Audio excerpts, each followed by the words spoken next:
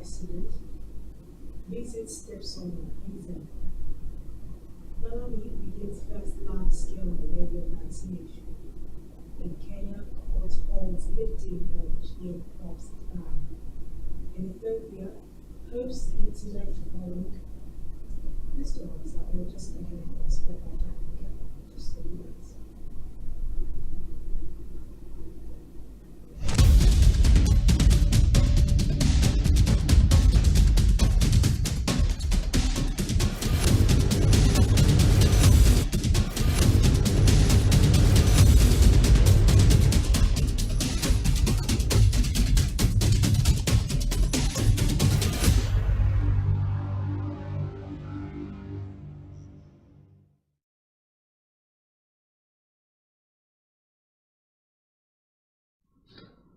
First in today's Spotlight Africa, Malawi's former president Peter Mutharika has for the first time was arrested last Wednesday in connection with October's discovery of a mass grave in the north of the country containing 30 bodies suspected to be Ethiopian immigrants.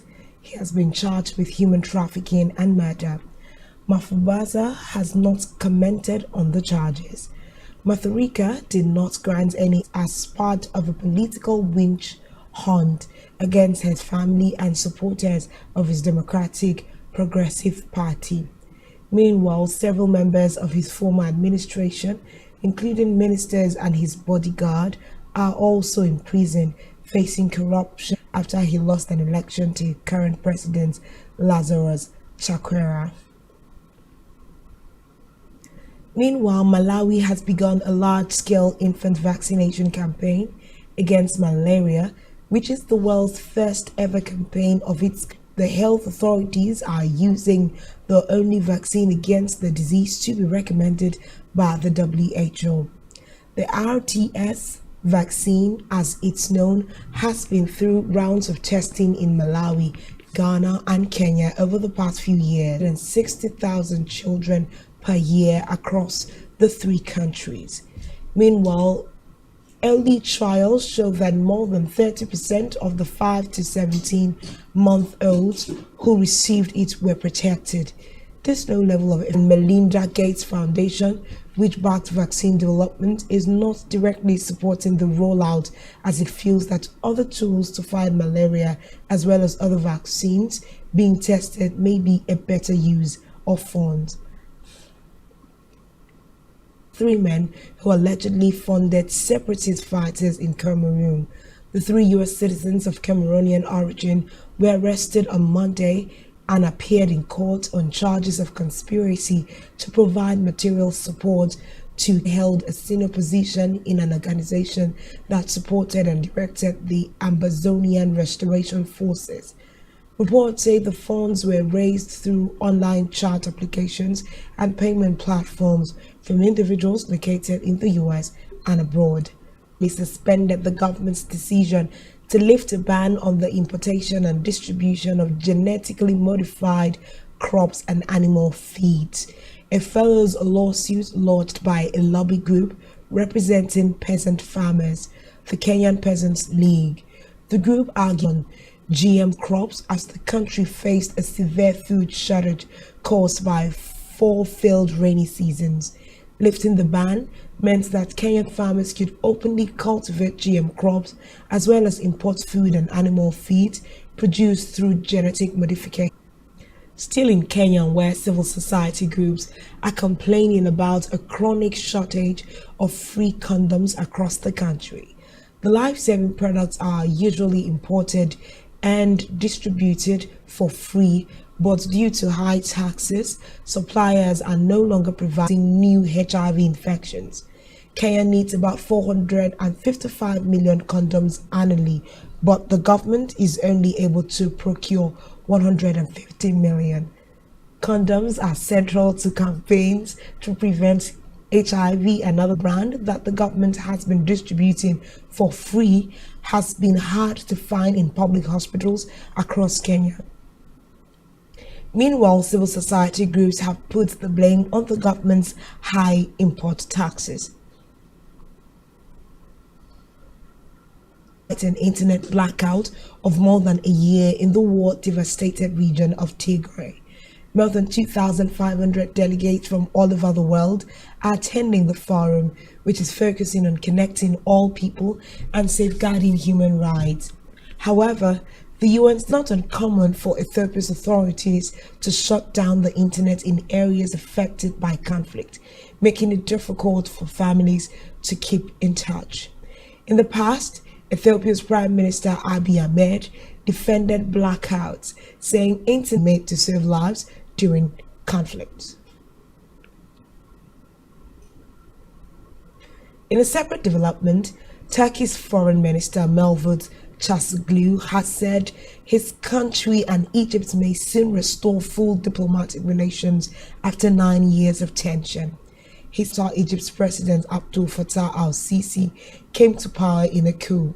Turkey was a strong supporter of the deposed leader Mohamed Morsi of the Muslim Brotherhood. It will be recalled that earlier this month, Turkey's President Tayyip Erdogan as a new start in bilateral relations. Meanwhile, Zimbabwe has been ordered to suspend power generation from its main source of electricity, the Kariba hydroelectric dam. The new ZRA said water storage levels were too low for power generation. It added that Zimbabwe had already used up its annual allocation of water for electricity and was eating into neighboring Zambia's share. Kariba supplies more than 60% of Zimbabwe's electricity.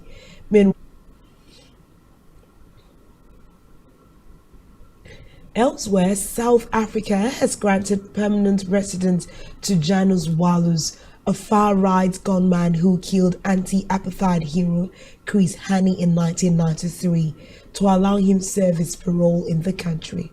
Last week, the country's constitution said refusal to grant him parole was irrational. Reports say the parole order has been very controversial in South Africa. Hani's widow, Limfo, condemned the ruling as truly diabolical and that there have been protests against the decision. Wallus is a Polish immigrant. Aaron Mosaladi said Wallus was granted permanent residence on condition he may not use any travel document or passport issued by the Embassy of Poland.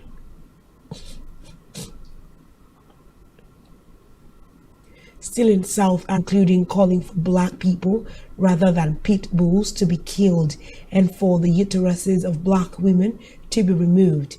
In a voice note posted on WhatsApp, Belinda Margot's comments came amid a highly charged public debate over whether pit bulls should be banned. Later blamed her outburst on her diabetes. Reports say the voice note was shared in a WhatsApp group advocating for pit bulls. She was arrested and released on warning during the weekend. Police have said a case of criminal injuria, which refers to injuring a person's dignity, has been opened. The rest of the stories on Spotlight Africa. To stay with us.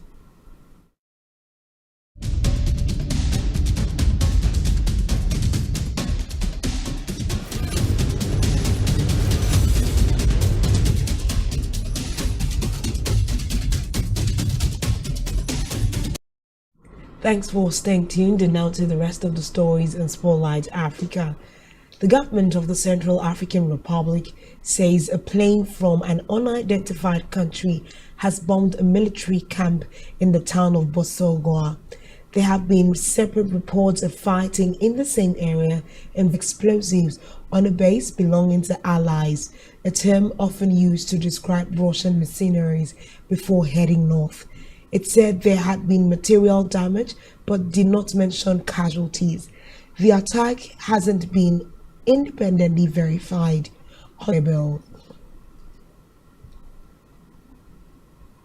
Away from that, Angola's Attorney General Helder Peter Gross has confirmed that his country has issued an arrest warrant for former President José Eduardo dos Santos' daughter, Isabel, by Angolan authorities with mismanagement and embezzlement of public funds when she headed the state oil firm Sonangol. The government has filed several civil and criminal lawsuits demanding more than $5 billion from her. Dos Santos has denied the charge.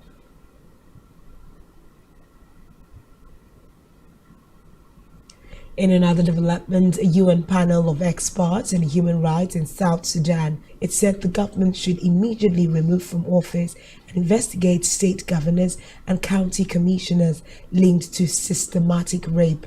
The panel made the call during the ongoing international conference on preventing sexual violence in conflict being hosted in London. Meanwhile, a delegation from the statement.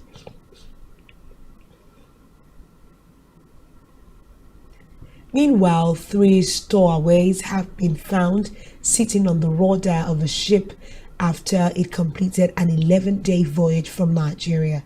A photo shared by the Coast Guard showed they were taken to hospital at the tanker's destination in Gran Canaria and treated for moderate dehydration. It is unclear if they spent the entire journey perched on the rudder. The Maltese flagged Altini II arrived in Las Palmas nautical miles, according to data collected by maritime tracking websites. Reports say this is not the first time stowaways have been found on rudders, which are large blade-like fins found under ships and used for steering. To regain control of a hotel seized by militants in Mogadishu. According to police, at least 15 people were killed, including 8 civilians, during the siege. Militants from the Al-Shabaab group, which said it was behind the actions and gunshots at the hotel. Somali police have said that 60 people were rescued from the hotel, which is near the presidential palace, as well as the 8 civilians who died during the siege. 1 soldier was killed, as well as 6 also as a Villa Rose is popular with government officials, and several ministers have confirmed being rescued. And that's all we have for you today on Spotlight Africa 20.ng. You have been watching Spotlight Africa. I am Uyai Anyeken. Thanks for watching and do enjoy the rest of your evening.